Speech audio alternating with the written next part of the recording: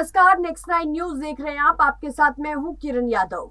Senior advocate और राज्यसभा सांसद कपिल सिब्बल ने एक बार फिर सुप्रीम कोर्ट की आलोचना की है और खास बात यह है कि इस बार उन्होंने कोर्ट में ही सबकी आलोचना की है और सबके सामने आलोचना की है। सिब्बल ने मंगलवार को एक बेंच के सामने कहा कि संस्था में लोगों का भरोसा धीरे धीरे उठ रहा है। पिछले महीने भी उन्होंने जाकिया जाफरी और पीएमएलए के मामले को लेकर भी सुप्रीम कोर्ट के खिलाफ टिप्पणी की थी।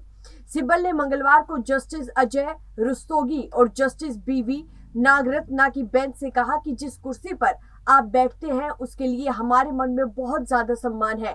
ये एक ऐसी शादी है जिसे बार और बेंच के बीच नहीं तोड़ा जा सकता है, इसे अलग नहीं किया जा सकता है। और जब हमें महसूस होता है कि क्या हो रहा है, कभी इस ओर तो कभी उस ओर, तो ये मेरे जैसे शख्स को डिस्टर्ब करता है जो अपना पूरा जीवन इस कोर्ट को दे चुका है। सिब्बल ने सपा नेता आजम खान के बेटे अब्दुल्ला आजम से जुड़े एक केस की पैरवी करने के दौरान ये बड़ी बात कही है।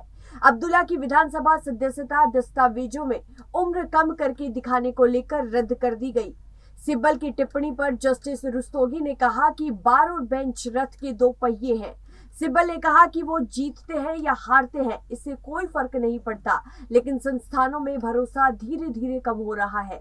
इस पर बेंच ने कहा कि हारने वाले पक्ष को भी संतुष्ट होकर वापस जाना चाहिए। अगस्त में भी सिब्बल ने कुछ इसी तरह का सुप्रीम कोर्ट पर सवाल उठाए थे, लेकिन तब तक ये एक कार्यक्रम में बोले थे और उन्होंने कहा था कि मैंने यहाँ 50 साल प्रैक्टिस की है, लेकिन अब ये कहने का वक्त आ गया है कि अगर हम नहीं कहेंगे तो कौन कहेगा। उन्होंने जाकिया जाफरी की याचिका खारिज करने के सुप्रीम कोर्ट के फैसले पर सवाल उठाए। आपको बताते चले, prevention of money laundering act के प्रावधानों को सही ठहराने वाले फैसले के लिए भी शीर्ष अदालत को आड़े हाथों उन्होंने लिया था।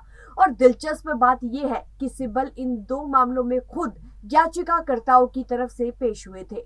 फिलहाल के लिए इस खबर में बस इतना ही, लेकिन देश और दुनिया से जुड़ी तमाम बड़ी खबरों के लिए देखते रहिए नेक्स्ट 9 न्यूज। धन्यवाद।